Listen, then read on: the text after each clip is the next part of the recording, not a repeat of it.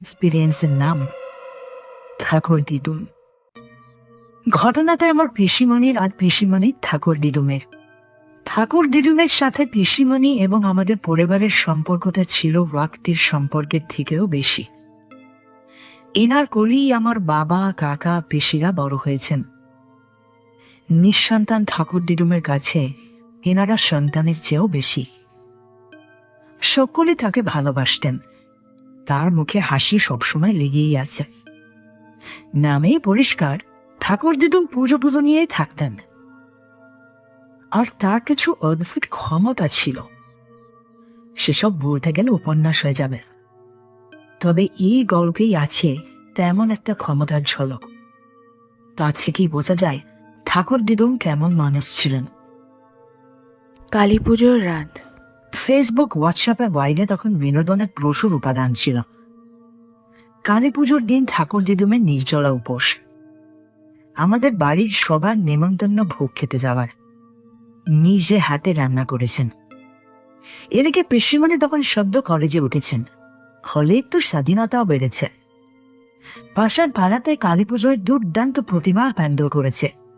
তাই বাবা মাকে বলে করে রাজি করিয়ে পিসিমণি বেরিয়ে পড়লেন 3 বন্ধুকে নিয়ে। পাড়াটা একটু উপর নিচ রয়েছে, মানে এই কোথাও রাস্তা ঢালু হয়ে নেমে গিয়েছে, তো এই বেশ খানিকটা রাস্তা খাড়া হয়ে উঠে গিয়েছে।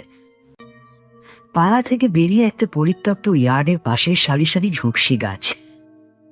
তারপর আরো কিছুটা দূর যাওয়ার পর পাশের পাড়াটা। পুরো জার্নিটা হাঁটা পথে মিনিট 15 লাগলে মিনিট 5-7 ফাঁকা জায়গাটা মধ্যে দিয়ে যাওয়া। সেদিন পিসিমণিরা বাড়ি থেকে বেরোনোর পর একটা দোকান থেকে বেশ কিছু আলুর চাপ আর বেগুনি কিনলেন। প্ল্যানটা ছিল গল্প করতে করতে গিয়ে ঠাকুরটা দেখবেন, তারপর সব মিটিয়ে বাড়ি ফিরে কারো বাড়িতে বসে জমিয়ে চপ বেগুনি খাবেন। সেই স্টেশন ইয়ার্ডের পাশ দিয়ে হাঁটছিলেন 4 বন্ধু। দিব্যে গল্প জমে উঠেছে। কে কাকে চিঠি দিয়েছে, কে কি নতুন স্টাইল মানলো, এইসব। পিসিমণি শুনলেন তার 2 বন্ধু হঠাৎ ঘ্যান ঘ্যানে গলায় বায়না চড়ে দিয়েছে, দে না একটু বেগুনি খাই, দে না একটু চপ দে না, কি রে আর পাচ্ছি না, খুব খিদে পেয়েছে, দে না। এরকম ঘ্যান ঘ্যান চলছে।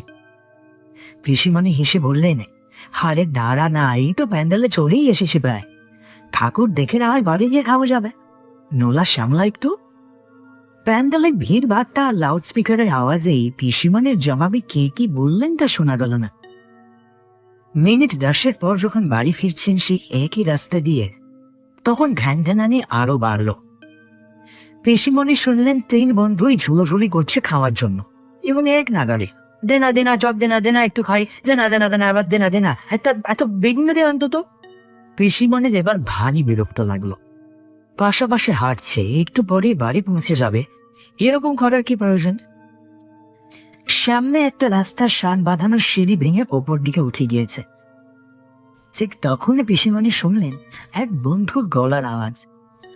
সেই আওয়াজ রাগে গড়গড় করছে, বলছি তখন থেকে বেগুনি দিতে, জিভে জল আসছে, তুই শুনতে পাচ্ছিস না? দিবি না? পিসিমণি কিছুটা বিরক্ত আর কিছুটা অবাক হয়ে ঘুরে দাঁড়িয়ে কিছু বলতে যাবেন বাকি 3 বন্ধু। এমন সময় ঘটল কান। একটা পায়ের আওয়াজ পেয়ে ঘুরে দাঁড়িয়ে দেখলেন সিঁড়িটা ওপর দিকে উঠিয়ে যেখানে রাস্তার মধ্যে মিলিয়ে গেছে, সেখানেই দাঁড়িয়ে রয়েছেন ঠাকুর দিদুম। তবে এই ঠাকুর দিদুমকে না পিসি চেনেন, না পিসির বন্ধুরা। এই ঠাকুর দিদুমের চোখ লাল, চুলটা মাথায় চুলোর মতো বাঁধা, বরং মুখে ভিড় করেছে চূড়ান্ত রাগ। পিসিমণিটার একরকম চাপা হুঙ্কার দিয়ে বলে উঠলেন, খুব বড় হয়েছিস না, খুব রেগে গিয়েছিস, তাই না বলে বেরিয়ে গিয়েছিলি? কোথায় গিয়েছিলি তোরা? ঠাকুর দেখতে? লাইটিং দেখতে গিয়ে একা লোকাল সবাই করে দিয়েছিস? বলতে বলতে পিসিমণির হাতের দিকে তাকিয়ে বললেন, আমার বেগুনি আর চপ কিনেছিস? খাওয়া দাওয়া করে তোদের না নাশ মেটে না দেখছি, ফেলে ফেলে ওই নর্দমাতে ফেলে খুনে। বাড়িতে খেতে বাসা জানো। বলাই বাহুল্য, ঠাকুর দিদুমের ওই রুদ্র মূর্তি দেখে কেউ তুম শব্দটি পর্যন্ত করল না। পিসিমণি গোটা প্যাকেটটা নর্দমায় ফেলে দিলেন। ঠাকুর দিদুম আবার হুঙ্কার ছাড়লেন, কেউ বাড়ি ঢুকবে না, আগে আমার বাড়ি যা, হাত পা ধুয়ে ভোগ খেয়ে তারপর বাড়ি যাবে। পিসিমণিরা ভয় ভয় ঘাড় নাড়লেন। হাতের প্যাকেটটা নর্দমাতে ফেলে দিয়ে সিঁড়ি দিয়ে উঠছেন, তখন লাগলো চমকটা। দেখলেন ঠাকুর দিদুম একটা গাছের দিকে তাকিয়ে সেই একই গলায় কাকে যেন বলছেন, এত সাহস, আর এত সাহস, আমার বাড়ির মেয়ের দিকে নজর, আমার বাচ্চাদের দিকে চোখ পড়েছে, ওই চোখ ঘেনে দেবো ধরে। ছোট ছোট মেয়ে দেখলে নোলা শকশকে ওঠে না রে? এবার ওপা হওয়ার পরে ইচ্ছে মরেনি দেখছি তো। আর যা খুশি গান, এই সাহস দেখানো ভবিষ্যতে খুব খারাপ হবে। এই যে আমি কারো কোনো ক্ষতি করিনি, চোখ ঘেরে দেব। এত সাহস, আমার বাড়ির মেয়েদের দিকে নজর দিয়েছে। পিসিমণি আর বাকিদের ততক্ষণে হাত পা রাখছে। চারপাশে কিছু নেই, শুধু একটা ছাকড়া গাছের পাতাগুলো একবার চরম কি বেশ শান্ত হয়ে গেল। ঠাকুর দিদুম এবার বাকিদের দিকে তাকিয়ে শান্ত হেসে বললেন, আর চিন্তা নেই, আমার সাথে বাড়ির চল। চারপাশে দিদার বাজি খাচ্ছে।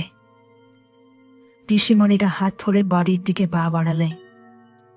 পিসির এক বন্ধু ফিসফিস করে বললেন, সে ব্যান্ডেলে যাওয়ার সময় থেকে তুই আমার থেকে চপ আর বেগুনি খেতে চাইছিলি। আমি বলছিলাম এখানে কেন, বাড়ি গিয়ে খাবো না হয়, তাতে শুনছিলাম তুই রেগে যাচ্ছিস। এবার বুঝলাম গোলাটা বোর হয় তোর ছিল না। তিন বন্ধুই পরস্পরের দিকে তাকালেন। প্রত্যেকেই বুঝলেন যে গলাটা ইলের মতো শোনালেও এদের কারোরই ছিল না। হয়তো অন্য কারো খিদে পেয়েছিল, হয়তো চপ দেখে সে লোভ সামলাতে পারেনি, তাই পিছু নিয়েছিল। ঘটনাটার কোনো ব্যাখ্যা পাওয়া যায় না। ঘটেছিল একদিন, কিন্তু রেশ থেকে গিয়েছিল অনেক দিন। আর প্রতিদিন সে একটাই প্রশ্ন করে গিয়েছে, কি ছিল ঘটনাটা?